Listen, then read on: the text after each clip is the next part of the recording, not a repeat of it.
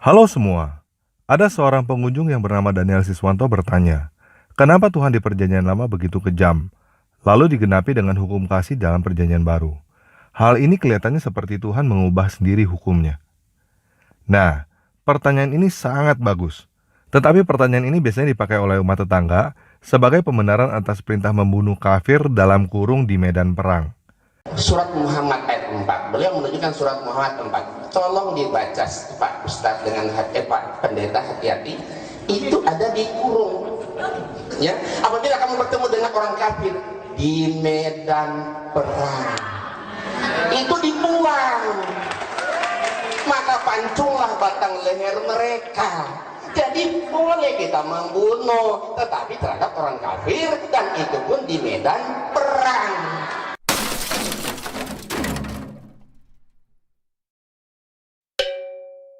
Selain itu, pertanyaan ini juga biasanya dipakai oleh mereka untuk berkata bahwa Tuhan mereka adalah Tuhan yang ada di Alkitab. Jadi sebelum saya menjawab hal ini, ada beberapa hal yang harus saya jelaskan dulu di awal supaya kita paham ya. Hal pertama yang harus dijelaskan adalah apakah Tuhan mereka adalah Tuhan yang ada di Alkitab. Nah, apa yang mereka katakan itu sebenarnya seperti ini. Kita semua punya satu ibu. Saya punya satu ibu. Kamu juga punya satu ibu kan? Ibu saya matanya dua, telinganya dua, mulutnya satu. Ibu kamu juga matanya dua, telinganya dua, dan mulutnya satu kan? Ibu saya cantik. Ibu kamu juga cantik kan? Nah, makanya ibu kita sama. Ibu saya adalah ibu kamu. Kamu harus berbakti kepada ibu saya. Tidak ada ibu lain selain Inem. Paham ya? Apa? Nama ibu kamu siapa? Oh bukan, nama ibu kamu itu Inem. Paham gak teman-teman? Jadi jangan ketipu oleh klaim pertama mereka ya. Semua orang punya satu ibu, tetapi bukan berarti ibunya semua orang sama. Banyak orang yang punya satu Tuhan, tetapi bukan berarti Tuhannya semua orang sama. Oke? Nah, kemudian biasanya mereka akan berusaha bikin kamu bingung dengan pertanyaan seperti ini. Jadi kamu percaya kepada banyak Tuhan dong? Pertanyaan ini sama seperti pertanyaan, jadi kamu punya banyak ibu dong? Gimana jawabnya? Ibu di dunia ini memang banyak, tetapi saya hanya punya satu ibu, dan namanya bukan Inem. Tuhan di dunia ini banyak, tetapi saya hanya punya satu Tuhan, dan namanya bukan Allah. Nama Tuhan saya adalah Yahweh, dan Tuhan saya itu nggak pernah ganti nama. Ketika dia turun ke dunia sebagai manusia, dia nggak ganti nama. Namanya adalah Yahweh menyelamatkan. Yesus. Yesus itu artinya Yahweh menyelamatkan. Oke? I'm not running away from the answer. For us, we never claim, Muslims, we never claim that Allah is Yahweh. Perfect. We never claim this. Good. Yeah, we Thank never you. claim this. Allah mentioned to us in the Quran about His name. And He named Himself, Tabaraka wa Ta'ala, as Allah. And He named Himself as will reveal on the tongue of the Prophet Sallallahu Alaihi Wasallam, on the Quran, or on the tongue of the Prophet Sallallahu Alaihi Wasallam. Allah has 99 names of the ones we are aware of nowadays. None of them is Yahweh. Jelas ya? Allah punya 99 nama dan tidak satu pun adalah Yahweh. Jadi jelas bahwa Tuhan mereka bukan Tuhan yang ada di Alkitab. Oke? Nah, mereka akan mengubah cerita dengan ngomong bahwa Allah adalah pencipta yang sebenarnya, bukan Yahweh. Kalau mereka ngomong begitu, yuk kasih lihat ayat ini. Al-Quran surah 51 ayat 56. Sumbernya quran.kemenak.go.id. Aku tidak menciptakan jin dan manusia, melainkan agar mereka beribadah kepadaku. Mereka percaya bahwa Al-Quran adalah perkataan Allah langsung. Jadi aku yang dimaksud pada ayat ini adalah Allah. Pada ayat itu, Allah mengaku bahwa Dia tidak menciptakan kamu, melainkan agar kamu beribadah kepada Dia. Paham ya? Nah, saya katakan ini di depan, bukan karena saya mau ngomongin agama tetangga ya. Saya cuma mau mencegah tetangga kita itu, supaya mereka nggak nuduh Alkitab palsu, sambil mencomot ayat Alkitab untuk menambal kitab suci mereka. Oke? Jadi hal pertama yang harus ditegaskan kepada tetangga kita, apabila mereka berkata bahwa Tuhan yang ada di Alkitab itu kejam, adalah membuat garis pemisah yang jelas bahwa Tuhan kita dan Tuhan mereka berbeda. Oke? Kita mulai ya.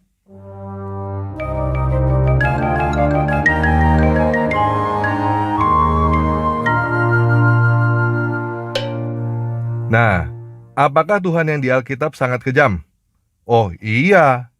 Loh, katanya Tuhan yang di Alkitab penuh kasih. Iya. Jadi yang mana yang benar? Tuhan itu sangat kejam atau penuh kasih? Tuhan kita itu bukan atau. Tuhan kita itu dan. Bukan sangat kejam atau penuh kasih, tetapi sangat kejam dan penuh kasih. Kok bisa?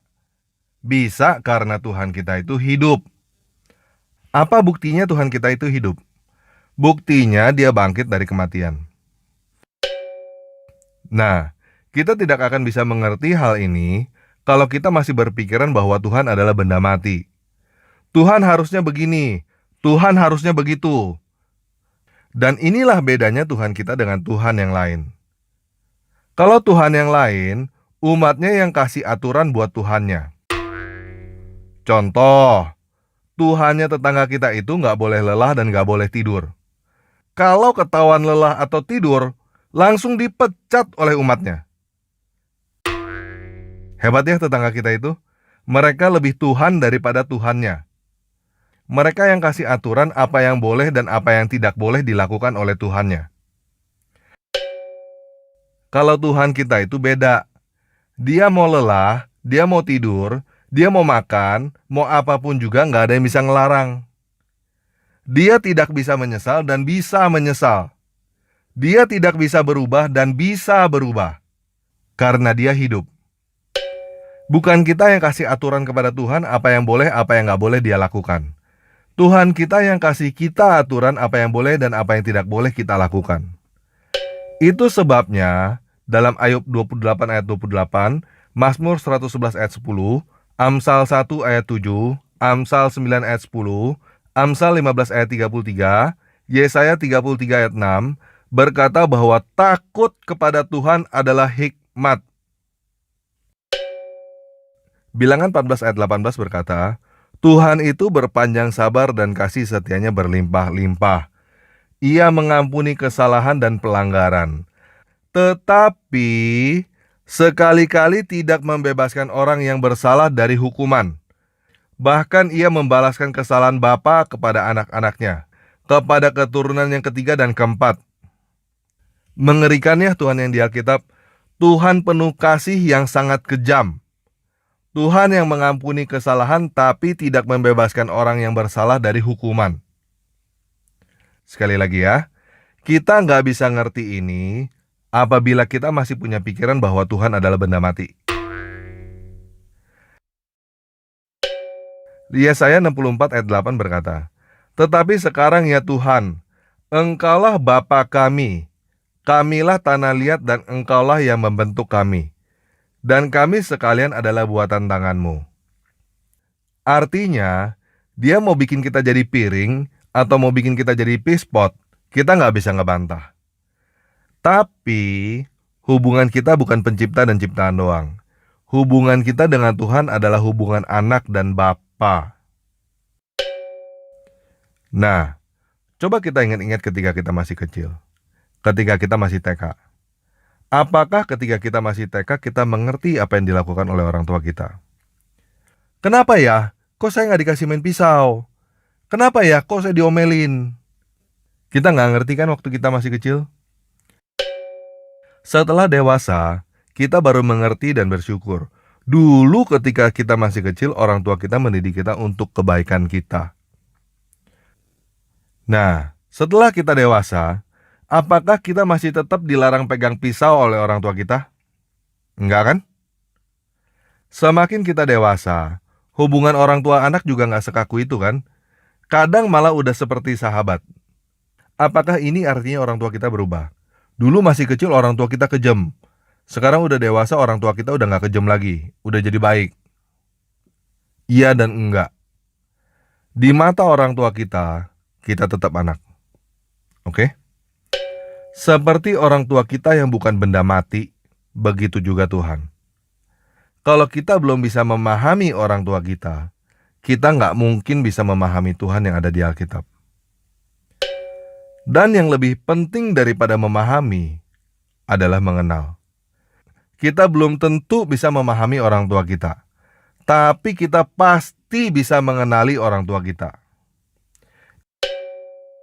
Itu sebabnya Tuhan berkata di dalam Yohanes 10 ayat 27, "Domba-dombaku mendengarkan suaraku, dan aku mengenal mereka, dan mereka mengikut aku."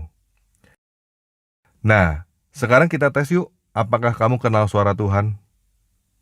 Kita dengerin ini ya. Kesibukan para lelaki nanti di dalam surga adalah, malu saya menceritakannya nih. Mau terus? Kesibukan para lelaki yang masuk surga di surga adalah memecah perawan istri-istrinya. Perawan terus. Habis malam pertama dapatkan perawan istri, selesai dia perawan lagi.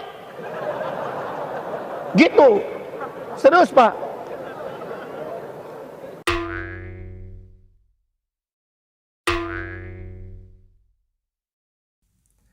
Nah, gimana? Menurut kamu Tuhannya orang itu sama gak dengan Tuhannya yang ada di Alkitab?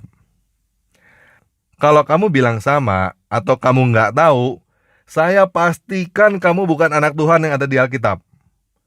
Kalau kamu anak Tuhan, anak Bapa yang ada di Alkitab, kamu pasti langsung tahu bahwa Tuhannya orang itu bukan Tuhan yang ada di Alkitab. Kenapa bisa tahu? Karena kenal. Sampai di sini paham ya? Nah, sekarang bagaimana dengan Amalek yang dibantai total dan lain-lainnya? Begini, kita bisa lihat di dalam sejarah Israel bahwa Tuhan menghajar Israel secara luar biasa kejam. Israel adalah anak Tuhan sebelum kita, sebelum Kristen. Jika Tuhan bisa begitu teganya menghajar Israel, Tuhan juga bisa begitu teganya menghajar kita yang Kristen.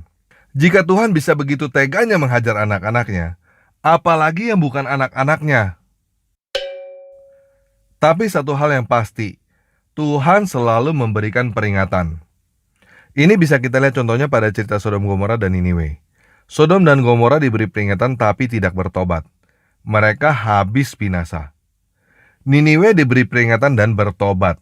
Mereka nggak jadi dibinasakan. Sekarang bagaimana dengan Amalek? Amalek adalah cucu Esau. Esau adalah abangnya Israel. Jadi Amalek sebenarnya masih punya hubungan saudara dengan Israel. Di dalam Ulangan 17, diceritakan bahwa bangsa Amalek menyerang Israel tanpa sebab ketika Israel baru keluar dari perbudakan Mesir dan berputar-putar di padang gurun. Ketika itu, Tuhan memberikan banyak mujizat bagi umat Israel. Mujizat yang paling dekat dengan peristiwa itu adalah Tuhan menurunkan mana dari langit untuk dimakan oleh bangsa Israel. Jadi orang-orang Amalek ini melihat mujizat-mujizat Tuhan, tapi mereka sama sekali nggak takut kepada Tuhannya orang Israel. Kemudian diceritakan di situ bahwa Yosua akhirnya mengalahkan Amalek, dan di dalam Keluaran 17 ayat 14, Tuhan berfirman kepada Musa, "Tuliskanlah semua ini di dalam sebuah kitab sebagai peringatan, dan ingatkanlah ke telinga Yosua bahwa aku akan menghapuskan sama sekali ingatan kepada Amalek dari kolong langit." Kemudian Musa memerintahkan di dalam Ulangan 25 ayat 19, "Maka apabila Tuhan sudah mengaruniakan keamanan kepadamu dari segala musuhmu di sekeliling, di negeri yang diberikan Tuhan kepadamu untuk dimiliki sebagai pusaka, maka haruslah engkau menghapuskan ingatan kepada Amalek dari kolong langit. Janganlah lupa." Nah, apakah orang Amalek menjadi takut dan bertobat? Enggak. Di dalam Bilangan 14 ayat 45, bangsa Amalek kembali menyerang Israel tanpa sebab.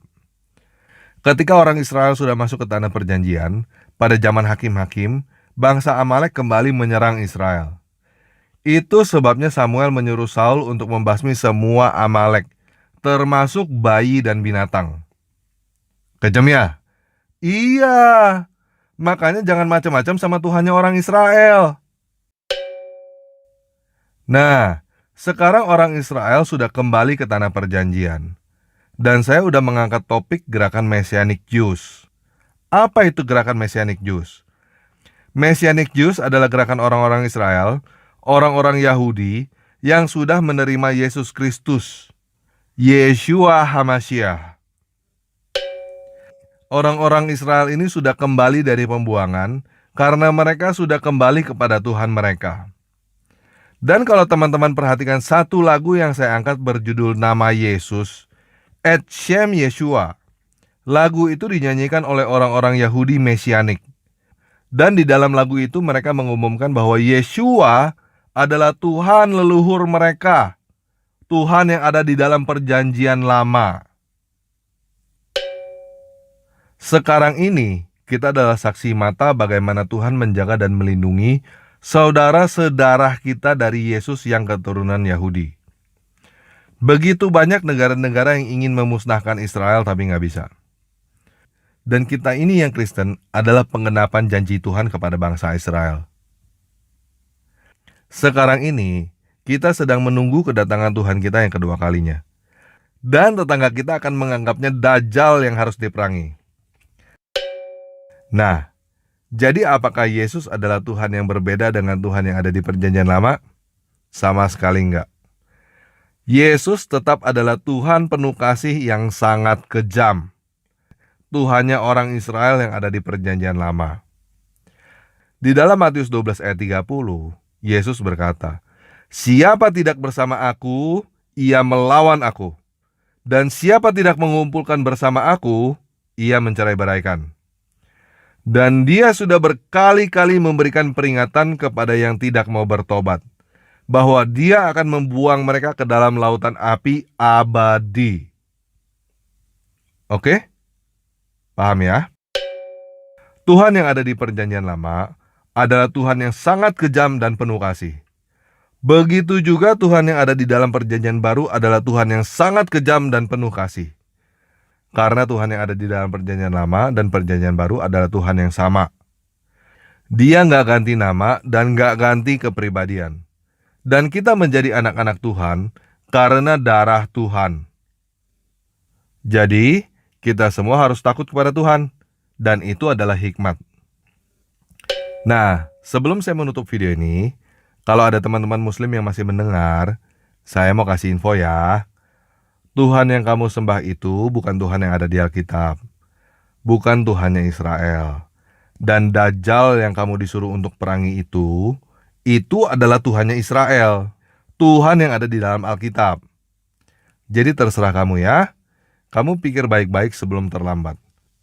Kamu mau berada di sisinya Tuhan yang menjanjikan kamu 72 bidadari itu, atau berada di sisinya Tuhan Israel yang ada di Alkitab? Oke? Yesus Kristus, Yeshua HaMashiach, Tuhannya Israel memberkati kita semua yang percaya kepadanya.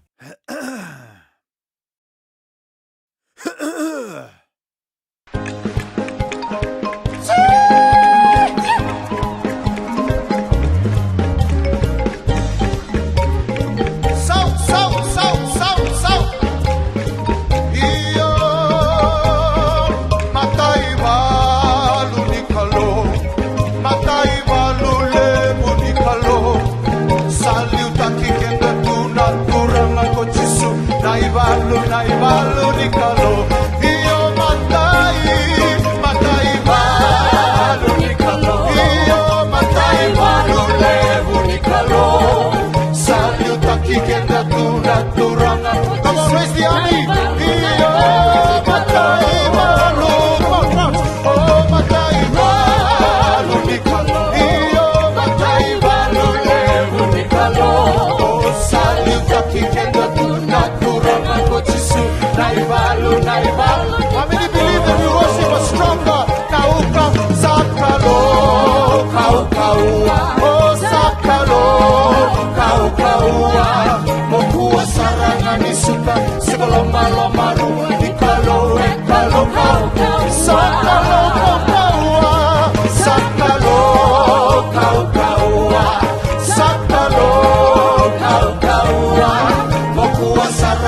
suka sekoloma-loma ikalo kau kuani kawai yo kuani kawai takio sarani kawai tata nakondra bosana tamata senang sinilingan sarani kawai yo kuani kawai tata sarani kawai tata nakondra bosana tamata senang sinilingan sarani kawai tata ya kiri baru kau kuah iyo toso mira toso nabe yulu di manua tena toso bota butuki wasa kami tundro sana bakamo tawale ngaena iyo toso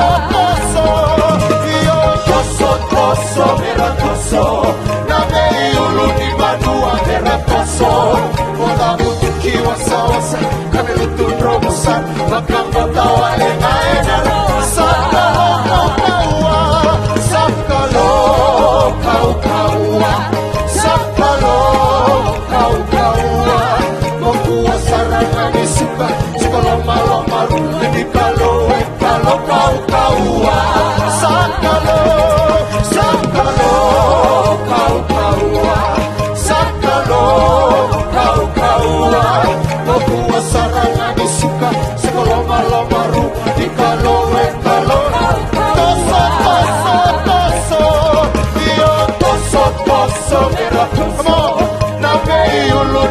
Speak to your mountains. Oh, metabutuki wasa.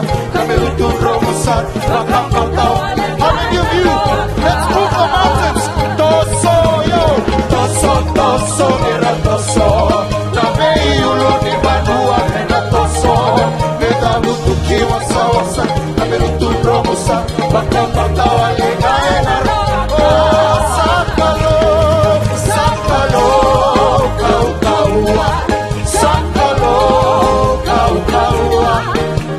Sarangan disuka sekoloma-loma menikalo kau sakalo